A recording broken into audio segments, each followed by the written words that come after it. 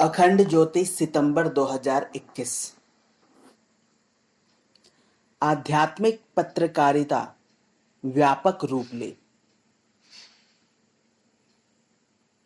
आज पत्रकारिता एवं मीडिया की भूमिका सर्वविदित है। प्रिंट, इलेक्ट्रॉनिक एवं वेब माध्यम के रूप में इसका स्वरूप बहुआयामी है, जो जीवन के हर क्षेत्र को गहराई से प्रभावित कर रहा है।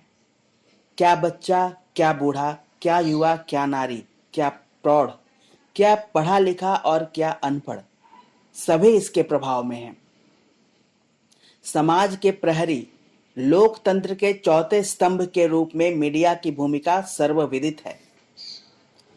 जनता तक नई सूचना पहुंचाना तथा उसे सही जानकारी उपलब्ध कराना इसका कार्य है। इसके साथ यह जनमत का निर्माण करता है और जनता की सोच को गहराई से प्रभावित करता है।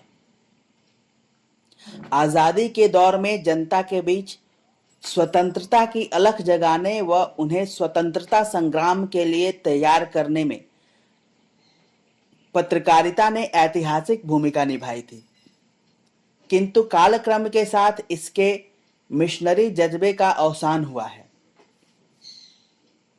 जिस आदर्शनिष्ठ मूल्य आधारित पत्रकारिता के मानक इसने स्थापित किए थे, वे आजादी के बाद क्रमशः पृष्ठभूमि में चले गए।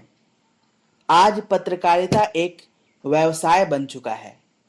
बड़े बड़े कॉरपोरेट घराने, राजनीतिक दलों व निहित स्वार्थों में बटा हुआ है। यदि यह लोक कल्याण के भाव से चलता है तो इस व्यवसाय में भी कोई खराबी नहीं है।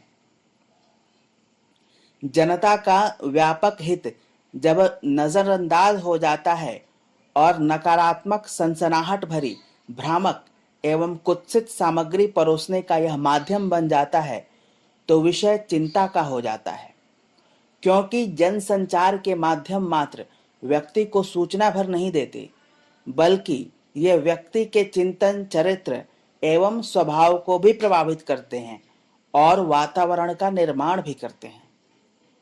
वास्तव में आज हम मूल्यों के गंभीर संकट से होकर गुजर रहे हैं। लोकतंत्र का कोई भी स्तंभ इससे अछूता नहीं है। व्यापक स्तर पर नैतिक पतन, वैचारिक प्रदूषण एवं आस्था संकट आज के सत्य हैं।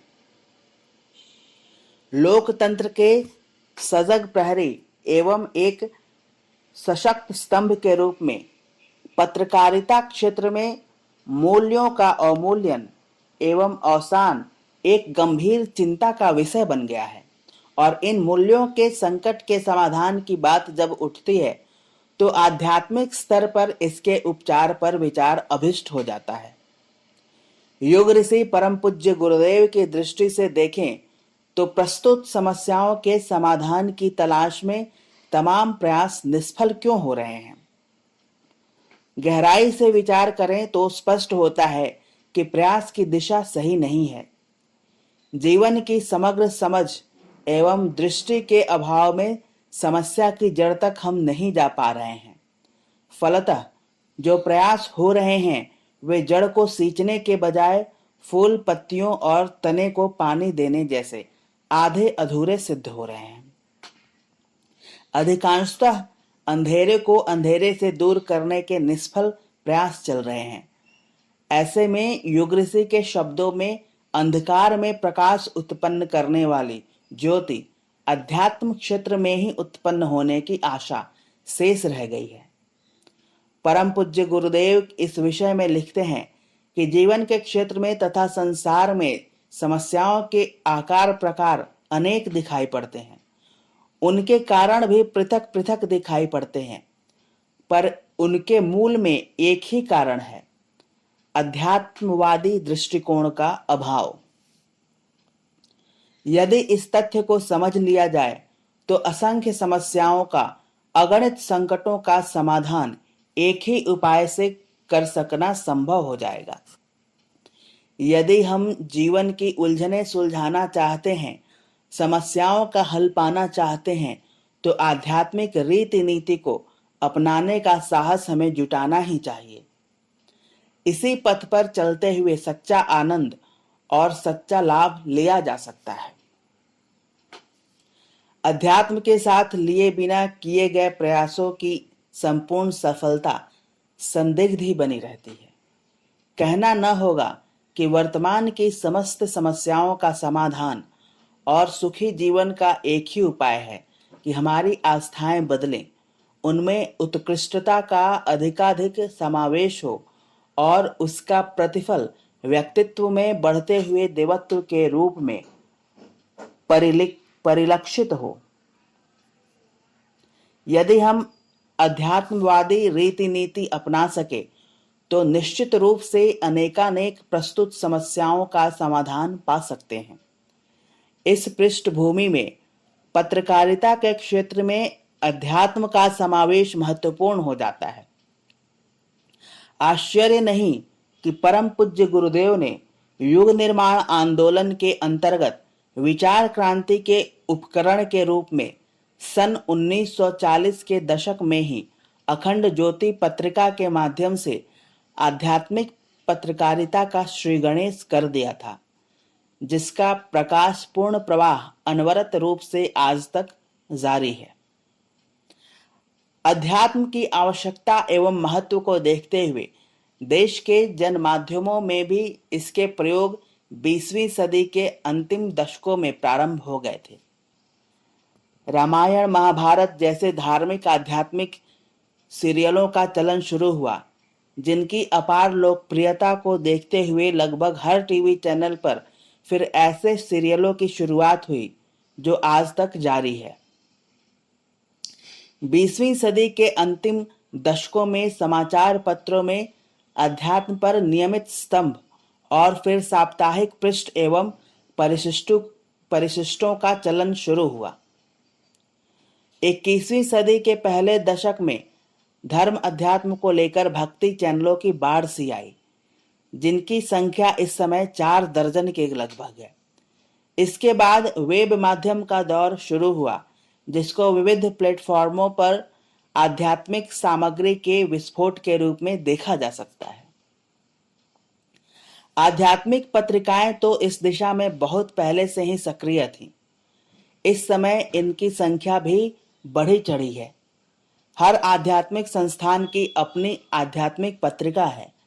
इनका योगदान व्यक्ति, परिवार एवं समाज के नैतिक एवं आध्यात्मिक उत्थान तथा परिष्कार में उल्लेखनीय रहा है। कितने सारे छोटे बड़े सृजनात्मक आंदोलन इनके इर्द गिर्द खड़े हुए हैं। वस्तुतः आध्यात्मिक पत्रकारिता की संभावनाएं असीम हैं। युग मनीषियों का तो यहाँ तक कहना है कि आध्यात्मिक पत्रकारिता नए युग का सूत्रपात कर सकती है। आध्यात्मिक पत्रकारिता नए युग का प्रारंभ बन सकती है। पत्रकारिता में बड़ी से बड़ी क्रांति जो होगी वह है अगर इस देश में एक अलग किस्म की पत्रकारिता पैदा हो, जो राजनीति के द्वारा नियंत्रित न हो, देश के प्रज्ञावान लोगों द्वारा प्रेरित हो। पत्रकारिता का यह मूलभूत कार्य रहेगा कि जनता के सामने प्रज्ञावान लोगों को और उनकी प्रज्ञा को प्रकट करें। आध्यात्मिक पत्रकारिता से जुड़ी महान संभावनाओं के बावजूद अभी मुख्य धारा की पत्रकारिता में इसे उचित स्थान देने के लिए बहुत कुछ किया जाना शेष है। अभी भी वहां एक उपेक्षित विधा है। इसको लेकर विचारशील एवं मनीषी वर्ग के बीच भी अजीब सा मौन पसरा है। अकादमिक स्तर पर भी यह एक हाशिए का विषय है। यदि यहाँ इसे उचित स्थान देकर इसके प्रशिक्षण की व्यवस्था की जा सके तो पत्रकारों की एक नई पीढ़ी तैयार की जा सकती है, जो अपने सकारात्मक विचारों, सात्विक प्रभाव एवं वैचारिक प्रखरता के आधार पर मुख्य धारा की पत्रकारिता में नए संस्कारों का संचार कर सकती है। इसकी सामयिक आवश्यकता एवं महत्व को देखते हुए देव संस्कृति विश्वविद्यालय के पत्रकारिता एवं जनसंचार विभाग में विगत दिनों एक अभिनव पहल की गई है। विभाग के द्वारा आगामी सत्र में आध्यात्मिक पत्रकारिता को लेकर शिक्षण एवं शोध के विषय के बतौर पाठ्यक्रम में शामिल किया गया है। इसके साथ ही आध्यात्मिक पत्रकारिता विषय पर पीएचडी शोध से लेकर पुस्तक रचना का कार्य जारी है। इस सत्र से स्नातकोत्तर पाठ्यक्रम में इसको पढ़ाया जा रहा है। आशा है कि इसके साथ आध्यात्मिक दृष्टि से संपन्न पत्रकारों एवं विचारकों की एक नई पीढ़ी का निर्माण हो सकेगा, जिसका प्रसार आगे चलकर देश के अन्य विश्वविद्यालयों, शैक्षणिक संस्थानों एवं पत्रकारिता विभागों में भी होगा। आध्यात्मिक पत्रकारिता में कुछ सीखने, शोध करने व प्रशिक्षण के इच्छुक सुपात्र विद्यार्थियों का देव संस्कृति विश्वविद्यालय में स्वागत है।